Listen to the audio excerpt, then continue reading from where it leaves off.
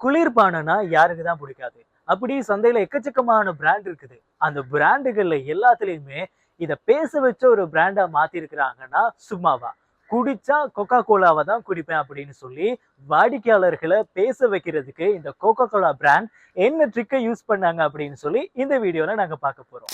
ஆரம்பத்துல 100ல 10 பேர் மட்டும் தான் இந்த கோகோ கோலாவ வாங்கி குடிச்சாங்க. அப்படி இருக்கும்போது ஒரு ரிசர்ச் பண்றாங்க கோகோ கோலா நிறுவனம். அந்த ரிசர்ச் என்ன அப்படின்னு சொன்னா, நடைமுறையில இருக்கிற எக்கச்சக்கமான பேர்களை எடுத்து அதுல 150 பேர்களை தெரிவு செய்றாங்க. அதுல ஜான், பென், அதே மாதிரி ஜெஸ்ஸி அப்படின்னு சொல்லி கோகோ கோலா அப்படின்னு சொல்லி இருந்த அந்த பிராண்ட் நேமை எடுத்துட்டு இந்த மாதிரி மனிதர்களோட பேர்களை பொறிக்க ஆரம்பிக்கிறாங்க.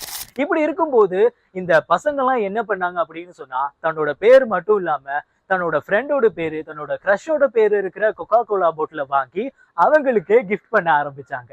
இப்படிதான் இந்த கோகோ கோலா அப்படிங்கிற ஒரு பிராண்ட் வந்து எல்லாராலையுமே பேசப்பட்டு இப்படி சக்சஸ்ஃபுல்லா போயிட்டு இருந்த இந்த கோகோ கோலா பிராண்ட் வந்து கொஞ்ச காலத்துல வந்து நிறைய பேர் யோசிக்க ஆரம்பிச்சாங்க, என்னோட பேர் மட்டும் ஏன் கோகோ கோலா பிராண்ட்ல பேர்ல பொறிக்கப்படல அப்படின்னு சொல்லி. இப்படி இருக்கும்போது இந்த நிறுவனமே என்ன செய்யறாங்க அப்படின்னு சொன்னா, நீங்களே உங்களுக்கு விருப்பமான பேர்களை, உங்களுக்கு விருப்பமான சொற்களை வந்து பிரிண்ட் பண்ணிக்கலாம் அப்படின்னு சொல்லி ஒரு விஷயத்த அறிமுகப்படுத்துறாங்க.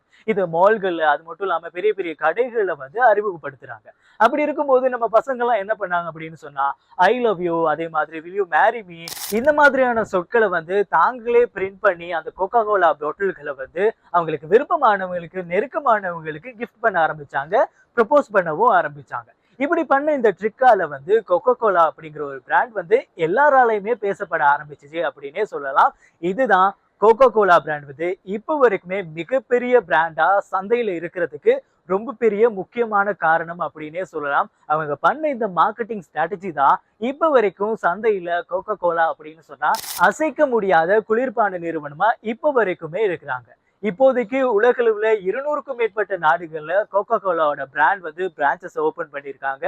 அப்படி சக்சஸ்ஃபுல்லா போற இந்த பிராண்டோட ஆரம்ப காலம் எப்படி இருந்தது அப்படின்னு சொல்லி தான் நாங்க இப்ப பார்த்தோம்.